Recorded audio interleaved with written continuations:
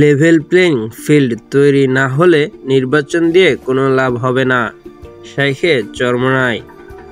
ইসলামী আন্দোলন বাংলাদেশের সিনিয়র নায়েবে আমির মুফতি সৈয়দ মোহাম্মদ ফয়জুল করিম শাইখে চরমোনাই বলেছেন, দেশের বর্তমান পরিস্থিতিতে টেকসহ সংস্কার ছাড়া নির্বাচন হলে সেই নির্বাচন সুষ্ঠু হবে না, তাতে মানুষের আশা আকাঙ্ক্ষার প্রতিফল হবে না।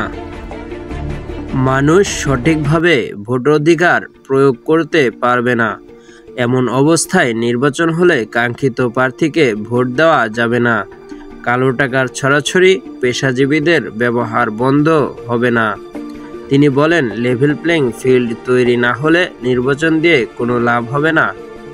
সংখ্যা অনুপাতিক হারে নির্বাচন হলে তাতে পেশাশক্তির ব্যবহার হবে না, কালো টাকার ছড়াছড়ি হবে না, বরং জাতীয় এক সরকার হবে, যে সরকার ফ্যাসিস্ট হবে না। তিনি ছাত্র আন্দোলনের প্রত্যেককে আদর্শ নাগরিক হিসেবে গড়ে তুলে আদর্শ সমাজ নির্মাণ করতে আহ্বান জানান। মুফতি সৈয়দ মোহাম্মদ ফয়জুল করিম বলেন, যারা সমাজকে সংশোধন করতে চায় তারা নিজেরাই সংশোধন হয় নাই। যারা সমাজকে সাজাতে চায় তারা নিজেরা নিজেদের জীবনকে সুন্দরভাবে সাজাতে পারি নাই। তিনি বলেন, যুগে যুগে বৈষম্য বিরোধী আন্দোলন করে অফিস আদালত এখনো বৈষম্য দূর হয়নি। 5 আগস্টের পরে বৈষম্য দূর হয়নি, বরং ফ্যাসিস্ট এর পরিবর্তে নতুন আরেক দলের অবৈধ ক্ষমতার দাম্ভিকতায় বৈষম্য চলছে। অন্যের জমির ধান কেটে নিয়ে প্রশাসনের ছাত্রছায়ায় তারা পার পেয়ে যেতে চায়। আজ 27 ডিসেম্বর শুক্রবার সকালে ইসলামী ছাত্র আন্দোলন বাংলাদেশ ঢাকা মহানগর পূর্ব শাখার সভাপতি জসিম খাঁর সভাপতিত্বে আরামবাগের ঢাকা জেলায় ক্রীড়া সংস্থায় মিলনায়তন।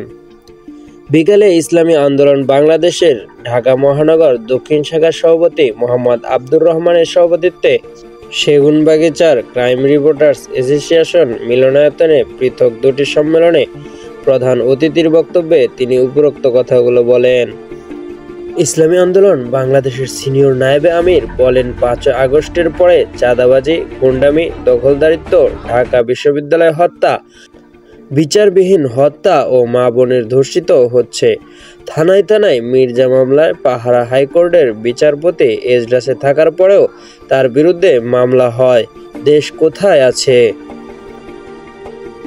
তিনি বলেন, দেশকে ধ্বংস করার জন্য চক্রান্তের অংশ হিসাবে সচিবালয়ে অগ্নিযোগ করা হয়েছে।